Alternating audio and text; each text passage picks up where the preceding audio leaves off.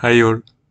Today we will see how we can server-side render an Angular application using Angular Universal. A normal Angular application is executed in the browser, which normally involves downloading the JavaScript files and executing them in the browser. But in case of a server-side rendered application, the Angular application will be executed on the server side and we will be generating a static HTML page which will be sent to the browser. And once the static page is rendered in the browser, after that, the JavaScript files are downloaded and the client-side rendering starts to happen.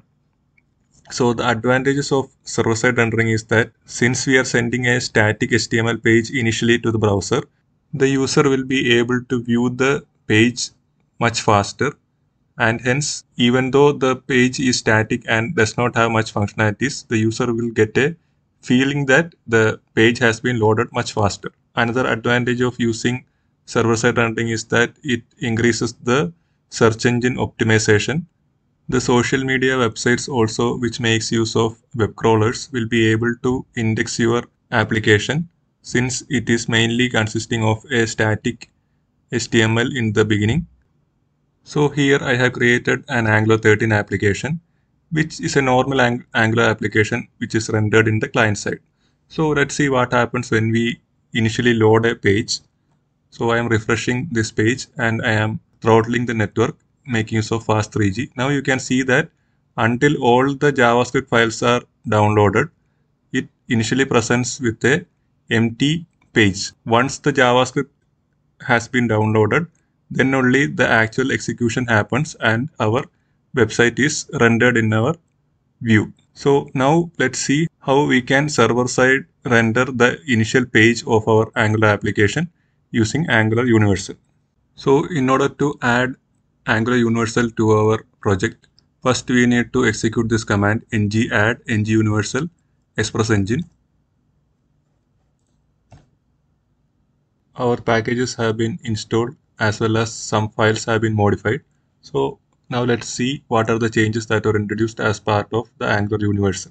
So within our package.json, some new dependencies have been added, which includes the platform server, Express engine, Express and its typings.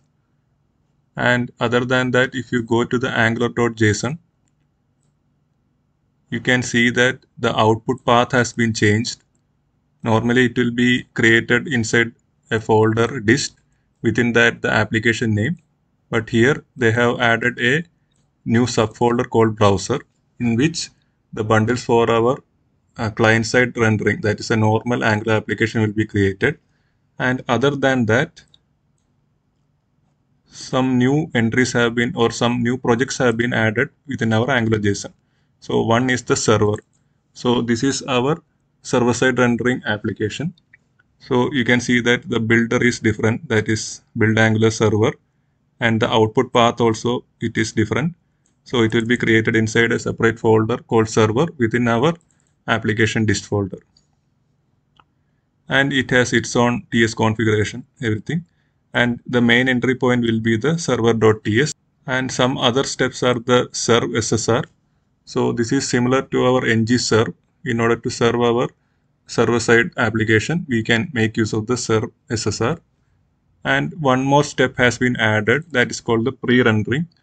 So we will take a look what is meant by pre-rendering at a later point of time. So now let's go to our entry point, that is the server.ts, which will be used by our SSR. So here you can see that mainly we are calling a method called run within our server.ts. So inside this run function, this is basically creating an Express application. So here it is starting up the server and it is saying that the dist folder, this is the folder for our front-end application, and from within that it is taking up the index.html. So the index.original.html is created as part of the pre-rendering, which we will be taking a look at the later point of view. So ideally, normally it will be taking the index.html and serving it up.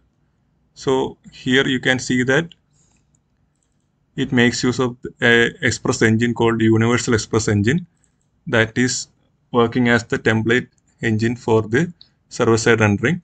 And here we are mentioning that what is the bootstrap of our application. So normally our Angular application will be bootstrapped using the app module. But in case of a SSR application, we will be starting up from the app server module. So if you go to the app server module, this is a new file which has been created now. So it is exactly similar to our normal app module, but it is used for server-side rendering. So here you can see that the bootstrap component which we give inside is the same app component which we makes use within our app module. After that, you can see that it is configuring some properties within the server. Here you can see that it is pointing to the dist folder and all the files which have extensions, that is star.star. So in case of any JPGs or JS files, all these will be taken from within the dist folder. That is our normal dist folder. Any other routes, that is other than any extensions, all those will be redirected to this particular path. So this is the basic configuration for our Express engine. Now similarly we have a tsconfig file which is created separately for the SSR. This is extending the tsconfig app, but here the main files will be server.ts and main.server.ts. So main.server.ts is similar to our main.ts. It will be initially calling the platform server init. So one difference to note between the server-side rendering and the client-side is that some of the objects like window, document, location, navigator, all those things are specific to the browser. So these won't be available within the server-side rendering. The platform server, what it does is it will be creating shims for this. So it will be creating like equivalent objects, but it won't be the actual window and all, but it will create shim objects so that the application won't fail when it is run in the server side. So you would have seen some injectable objects like document, window, etc., which is provided by Angular. So instead of directly making use of the global object like window or document, you can inject this within the component constructor and make use of them. Similarly, if you go to the main.ts, you can see that it has been modified in such a way that normally we will be directly calling the platform browser dynamic bootstrap module, but here we are checking whether the page has been or the DOM is ready, and once it is ready, then only we will be actually bootstrapping our client-side application. This is needed because initially our server-side rendered page will be sent to the browser, and once it is rendered, then only the JavaScript needs to be started. So that's why these additional steps are needed. So either it is checking for the ready state complete, or if it is not there, it will be adding a event listener for the DOM content loaded. So once that particular event is done, immediately the bootstrap function will be called. So other than that, within the app module, a method called with server transition has been added to the browser module, and there we are passing an app ID called server app. So this will be the ID which will be used for recognizing our application, and it acts like a link between the client and the server rendering. So once the server rendering is completed and the page is rendered, it will be smoothly transitioned to the client-side rendering, which involves the main app module. These are some of the major changes that have been done as part of introducing the Angular Universal into our application. So now let's see how we can actually build and run this application. So here, if you go in our package.json, you can see that some additional npm scripts have been added. So let's go through one by one. So here you can see one script called dev ssr. So this is similar exactly like our ngserve, which is used for running our client-side application. When we run the dev ssr, it will be doing a live reload, and if we make any changes to the application, it will be automatically rendered. So now let's try out that. So I am going to run the dev SSR command. So here you can see that there are actually two steps. One is the building of a server application and also the browser application. So normally when we do an ng-serve, it will build only the browser application. So both our browser as well as server application has been built. Now in case I reload my application, and here what I am doing is I am throttling my network. Now let's see what happens. So I am refreshing the application. So here you can see that even though the JavaScript has not been loaded, initially itself the page is getting rendered. So if we go to the login HTML response, so here you can see that the actual page has been automatically rendered from the server itself, and it is being sent to our browser. So immediately, even before the JavaScript has been downloaded, our page is visible, but it won't be interactive. So let me refresh once more. So now if I do something and try to enter here, you can see that the button is not responsive. So until the JavaScript is downloaded and it's ready, the client side code won't be executed. Now the JavaScript has been loaded. Now if I try to click on the button, you can see that validations are getting triggered. So that is one behavior of the SSR. Similarly, in case we disable the JavaScript, so in a normal Angular application, what happens is that it will be totally failing. Now, when I try to refresh the application, you can see that the skeleton of the page has been rendered, but it will not have any functionality.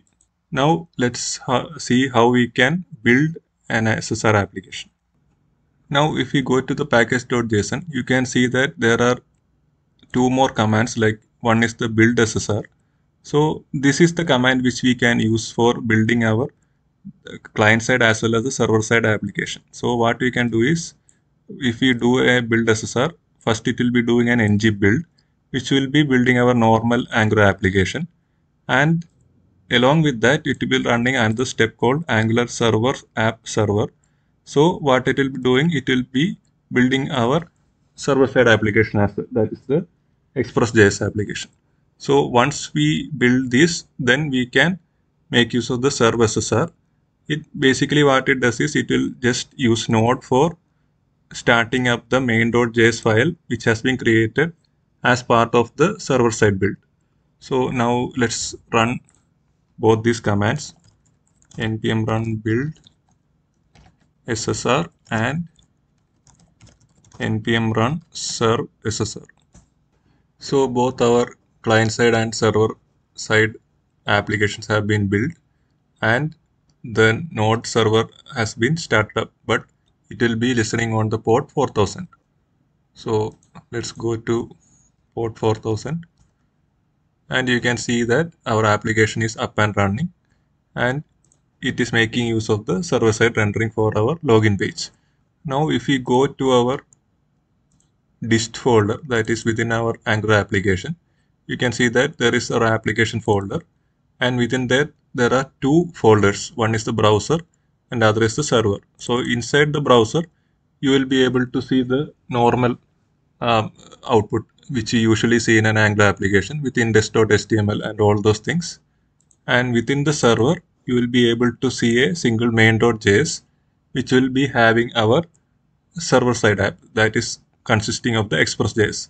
So what happens is that you saw that we are starting up our Express.js application, and whenever we request a particular URL in the browser, the Node.js server, that is Express server, will be handling that, and it will be making use of the routing which we defined within the server.ts. That is this particular piece of code. It will be redirecting that particular route, and it will be printing out the equivalent HTML for that. So here if you go in our browser code index.html,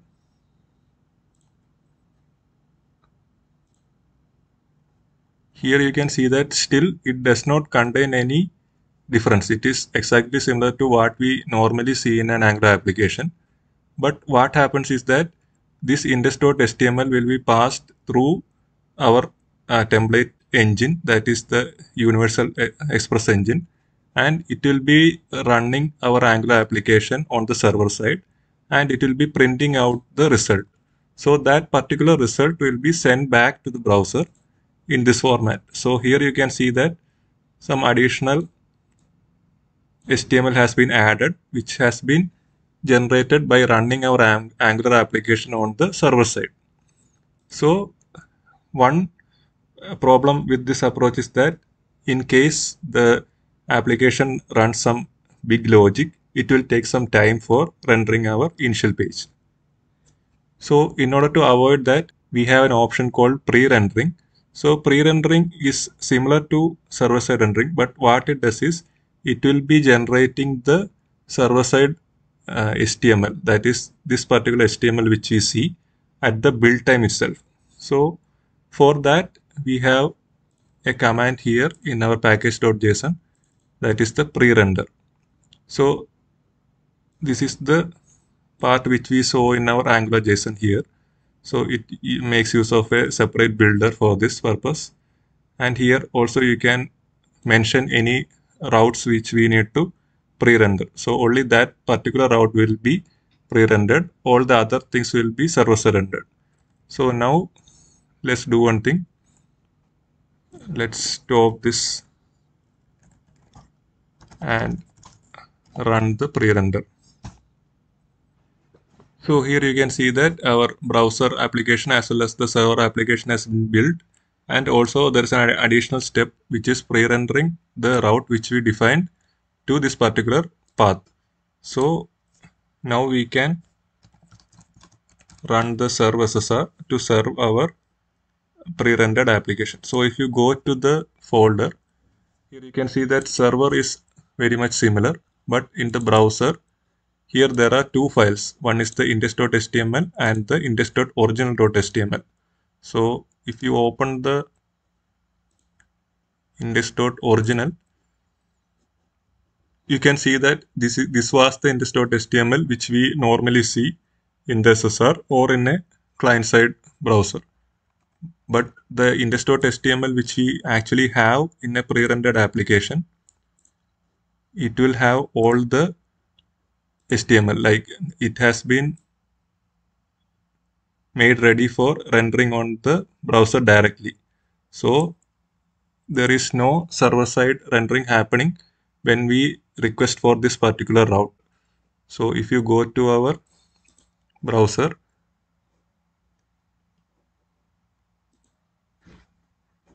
here you will see that in the normal SSR it is taking about 143 millisecond. Now in case I do a pre-rendered SSR, you can see that it is 25 millisecond. It is much faster, and there are some caching mechanisms present within this SSR. So the further request will be much faster compared to the SSR. Here in the routes array, since we gave the slash route, what happened is that it pre-rendered all the existing routes, that is the home, the login, and these are the two routes which are present within our application. So both of them has been pre-rendered and created in separate folders in our browser disk. But in case if you want to execute only particular routes, then you can mention that within our routes and it will be pre-rendered only for that particular route. So that's the significance of this routes array. So now let's see how exactly the server-side rendering happens in Angular Universal. So for this purpose, I am running the application using the serve mode, that is dev SSR. And now I have two components, that is a login component which is part of the login route and the home component which is part of the home route. So here we have something called a platform ID which can be injected within our constructor.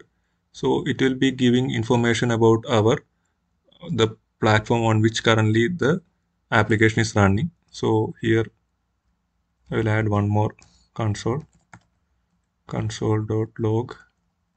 The platform ID also I am printing. So I will add the same within our home route. One thing to notice is that we have two utility functions called EastPlatform Server and EastPlatform Browser. And if we provide the platform ID to these functions, in case it is a server, it will execute only that particular function. And in case it is running on the browser, it will execute only this function. So now let's see this in action. So here we are in our login route. So I'm going to refresh the page. Now you can see that actually when it executed within our browser, the login component is showing that the platform ID is browser, and it will execute the browser only code which we put within the East platform browser check. Now if you go to our server, you can see that the same login component has been executed there also, but it will be executed first. So here you can see that the platform ID is server and the server side code alone has been executed. Now let us add some details, login details, and I am clicking the submit. Now what happened is that the browser side code for the home component has been executed. But if you go to the server side, you can see that the server side code has not been executed. So one thing to note is that the SSR happens only in the initial page, which will be rendered from our server. So here, since the login page was the first page, only that will be built on the server. The remaining routes will be built on the client itself. So, but in case I am refreshing this application now you can see that if you go to our server, the home component was executed on the server side as well. So this is one thing to note in SSR. So if we go to our home component, you can see that in the onInit, we are actually making an API call in order to get the cities, and we are rendering that within our template. So one thing to note is that this particular code will be executed in both the server as well as the browser side. So let's see what is the significance. So what happens is that I am refreshing the current page. Now if you see the HTML, that is the home HTML that is coming, you can already see that the server has already executed the API and it has got the results, and it is actually already rendered within our HTML. So actually we need not uh, have the browser to call the API again. But the problem here is that when the client side executes the same component, the same code gets executed and the API is getting duplicated. So here you can see a network call is also going to the cities, which will be executed as part of the browser execution of the home component. So how we can tackle this? So for solving this, we can make use of the transfer state API or the transfer state service. Let's see how we can do that. So there is a service called transfer state, which is available within the Angular platform browser. So we can inject that within our component, which needs to be executed both on the browser as well as the server. So once we inject that, what we can do is, so what I have done is I am making use of another function called make state key that is also present within the platform browser, and I am creating a key named my datas. So once that key has been created, I will check that whether that key is available within the transfer state. In case it is available, I am logging a console that I have the key, and I will get the required data, that is the cities, from within the transfer state. And once I retrieve it, I will remove that particular key from the transfer state. Similarly, in case it is not available in the transfer state, what I will be doing is I will be making a call to the actual API and get the cities. I will log a console called no key, and I will set the cities within my transfer state with the particular key, that is my datas within the transfer state. Since we are injecting this state, we need to declare a module or import a module within our app module, that is the browser transfer state module, from the Angular platform browser. And similarly, in our app server module, we need to import the server transfer state module, that is from the platform server. So once both these modules have been imported and our transfer state has been injected, we will be able to share the state from the server to the client. So now let's refresh our application. See, now here you can see that the client side call, the API call is not going. And if we go to the console, you can see that actually the home component init started, and it is saying that it already has the key and it is not making a call to the API, but it is making use of the transfer state. If you go to the server, you can see that the init started, and after that it is showing that the no key, and since it is not having any transfer key, it will make a call to the actual API and get the data. Then it will be exiting from the home component. So after that only it will be executing the client side, and since the server has already created the transfer state, it will be available in the client side. So how does this actual data sharing happen? So if you go to our home.html, you can see that here one entry has been created called a script tag has been created, which is having the ID server app state. And here you can see that there is a JSON data being stored with the key which we have mentioned earlier in our application. So that is the my datas, and within that the actual data which has been retrieved from our API, that is getting stored here within the HTML itself. So this is how the actual transfer of state happens from the server to the client. Another thing to note while using SSR is that we should always provide the absolute URL for our APIs within our code. So in case we do not give the absolute code and try to give something like this, that's a relative code within our application, the SSR won't work. So what we need to do is, so here let us try removing our absolute URLs, and I am giving you the relative URL first. So now let's see what will happen.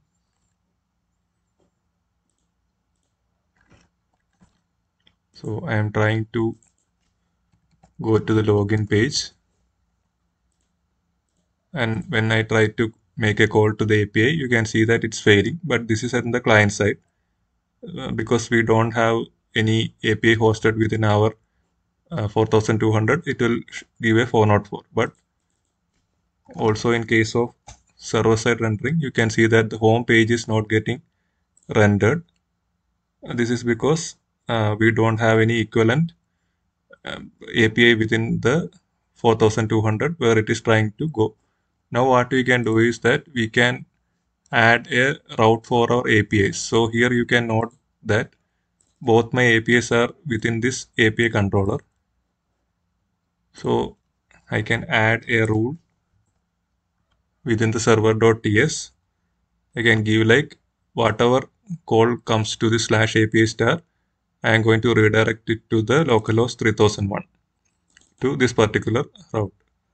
And I am making use of the proxy middleware from the HTTP proxy middleware. So now let's see what happens. So here now you can see that our client side application is working fine, because even though the server side here actually did not complete. So here you can see that the ng-on started, and it's telling that it does not have any transfer state key. Now it is trying to make the API call. So now what happened is that the API call failed. Because of that, the ng-on did not complete. But even then, what happened is, since we have a fallback mechanism within our browser, if you go to the browser, you can see that again here also the no key status is executed. That is, the actual API is getting called, and because of that our application will work, but our server-side rendering is not happening actually. So this is because we have not provided the absolute URL. So two ways you can give the absolute URL. One is either giving that directly here. So in that case, you do not need this redirection rule which we have set here. Another way is that in your app server module, you can add this particular provider.